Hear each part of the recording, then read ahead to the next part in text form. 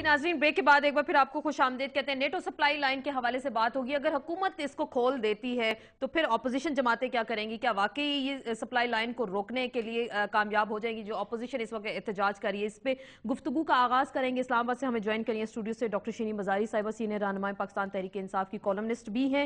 आपको डिस्कशन में वेलकम कहते हैं। लाहौर से हमें ज्वाइन करेंगे शेख रोहेल असगर साहब, रुकन कौमी असम्बली है पाकिस्तान मुस्लिम लीग नून से आपका ताल्लुक है। शर्जील मेमन साहब सूबाई असम्बली के मेंबर हैं पाकिस्तान पीपल्स पार्टी से आपका ताल्लुक है। जनरल रिटायर्ड हमीद गुल साहब हमें ज्वाइन करेंगे टेलीफोन लाइन पे, साबिक DGI रह चुके हैं। आप सबको डिस्कशन में वेलकम कहते हैं। जनरल साहब, आपसे गुफ्तगू का आगाज करते हैं। पाकिस्तान के 24 जवान जो शहीद हुए सलाला में, उनके खून की कीमत अभी तक जो हमें सुनाई दे रही है कि $1.1 बिलियन जो कोलेशन सपोर्ट फंड हमें मिलेगा, उसकी सूरत में शायद नेटो सप्लाई लाइन खुलने जा रही है। आप क्या कहते हैं? 24 जवानों की सर की कीमत क्या लगी?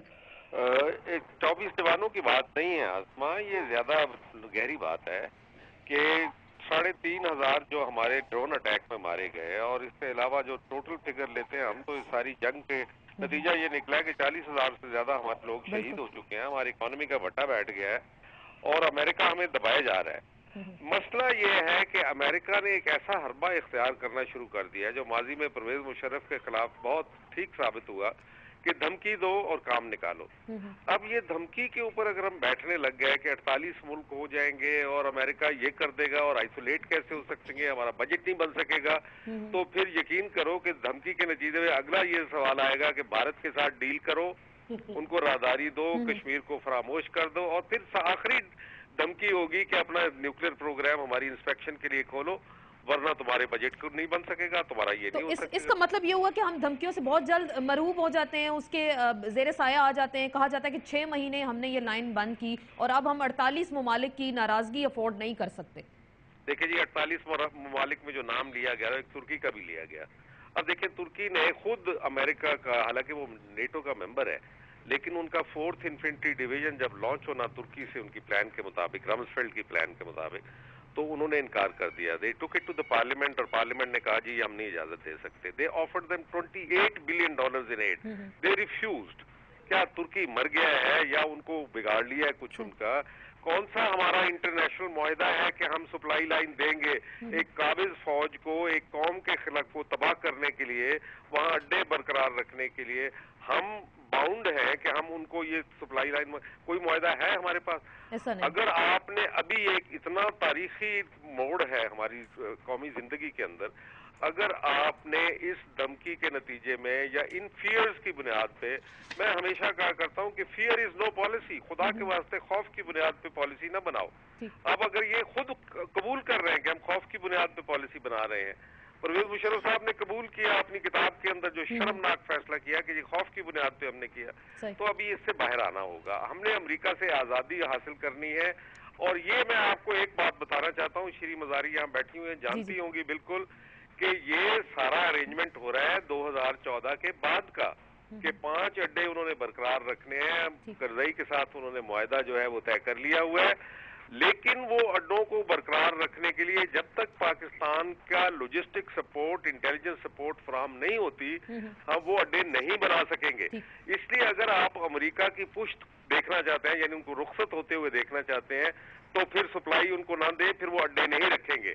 लेकिन अगर आपने आज सप्लाई की एश्योरेंस दे दी और ये एक मुआहदा कर लिया एक सुपर पावर के साथ, जो बहुत ही शफाफ और जालिमाना सुपर पावर है, तो फिर आपको ये सारी चीजें करनी पड़ेंगी और आपके ऊपर एक जिम्मेदारी आन पड़ेगी जो आप निभा नहीं सकेंगे। बिल्कुल, इस जिम्मेदारी का जिक्र आप कर रहे हैं। जन साहब, आप हमारे साथ गुफ्तगू में शरीक रहेंगे। डॉक्टर साहिबा से मैं बात करती हूँ। आप ये जैसे फौज की अगर हम जिक्र कर रहे हैं, तो 12 से 13 मई की जो मीटिंग्स हुई हैं, उसमें फौज की तरफ से ये एक बयान ISPR की जानिब से प्रेस रिलीज आती है कि हमारी बॉर्डर सिक्योरिटी के हवाले से मीटिंग्स हुई, नेटो सप्लाई लाइन के हवाले से बात नहीं हुई। तो क्या बॉल हुकूमत के कोर्ट में फेंक दी, हुकूमत उसको पार्लियामान के पास फेंकती? ये असल इशू क्या, आप इसको क्या समझ रहे हैं? असल इशू ये है कि ये जो हुकूमत है ये NRO के तहत आई है, इसमें जनरल कियानी साहब भी इन्वॉल्व थे। तो ये हुकूमत इस वक्त जो है सिविल मिलिट्री लीडरशिप, ये अमेरिका के साथ कॉम्प्रोमाइज पे कॉम्प्रोमाइज करती जा रही है।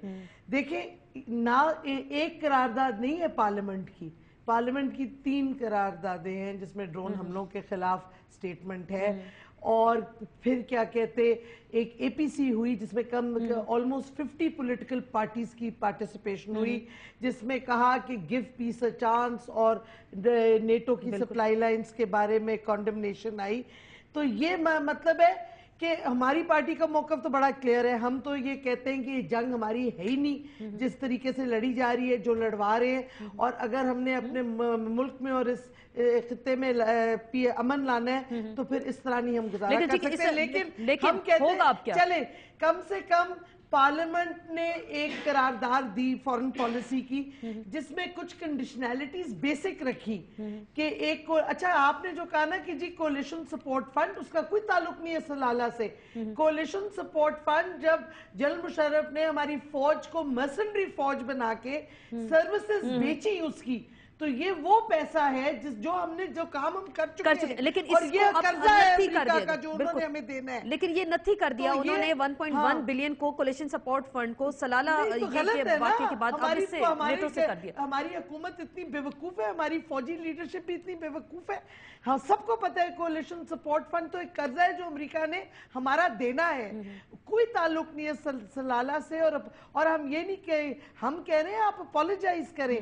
افغانستان میں نیٹو غلطی سے سویلینز مارتا ہے, فوراً اپولوجی آتی ہے, شاہ رخ خان کے اس میں آگئی. اچھا پھر ہم نے یہ کنڈیشن یہ بھی ہے کہ ڈرون حملے بند کریں. اب وہ ہمیں حکومت کہتی ہے ڈرون حملوں پہ فورن آفس بات کرتی جائے گی. او بھائی صاحب بات کیا کرتی جائے گی, ایک کلیئر کٹ ریزولوشن ہے کہ آپ ڈرون حملے نہیں ہمیں ایکسیپٹیبل. تیسرا کولیشن سپورٹ فنڈ, تو کوئی چیز نہیں ہوئی. اور ہنا ربانی گھر بیٹھ کے پریس کانفرنس میں کہتی ہیں کہ جی ٹائم ٹو موو فارورڈ. بھئی فارورڈ آپ کس لیے موو کریں گے؟ اور دو چیزیں اور میں کہتی جاؤں, یہ جو ہمیں خوف زدہ کیا جا رہا ہے کہ جی یہ سارے ملک جو نیٹو کے ممبرز ہیں یہ آپ کا ٹریڈ ختم کر دیں گے. بھائی صاحب لوگوں کو بے وقوف نہ بنائیے. ورلڈ ٹریڈ آرگنائزیشن ہے جس کے رولز کے تحت انٹرنیشنل ٹریڈ ہوتا ہے, یہ اس طرح نہیں ہے کوئی رینڈملی. اس کا مطلب ہے کہ ڈرایا دھمکایا جو جاتا ہے تو پاکستان ڈرانے میں آ جائے. ایک عجیب و غریب بات کی کہ انٹرنیشنل لا کے خلاف ہے. میں نے انٹرنیشنل لا پڑھا ہوا ہے, اس میں لینڈ لاک ملک جو افغانستان ہے اس میں ٹرانزٹ ٹریڈ الاؤڈ ہے سویلین گڈز کا.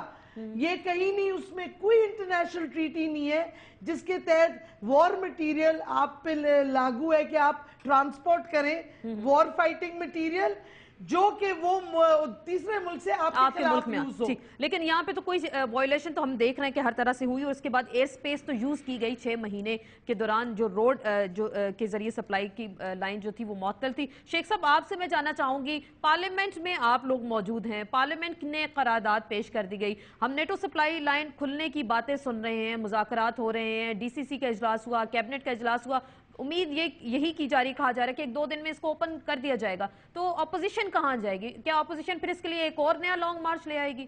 بسم اللہ الرحمن الرحیم. آسما میں لمبی چوڑی اس میں بحث میں نہیں جاؤں گا. اب دیکھنا یہ ہے کہ اس پہ جو میں اپنے 2 پارٹیسپینٹ کی باتیں سن رہا تھا, جنرل صاحب کی بھی اور شری مزاری صاحبہ کی. اب دیکھنا یہ ہے کہ یہ جو نیٹو سپلائیز بند کی وہ حکم کس نے جاری کیا؟ اگر تو حکومت نے جاری کیا حکم تو ایگزیکٹو آرڈر تھا, پرائم منسٹر کا ایگزیکٹو آرڈر تھا جس پہ انہوں نے بند کی. میں وہی عرض کر رہا ہوں نا کہ اگر ان کا ایگزیکٹو آرڈر تھا تو انہوں نے بند کی سپلائی, تو کیا ان کو علم نہیں تھا کہ اس نیٹو میں 48 ممالک شامل ہیں؟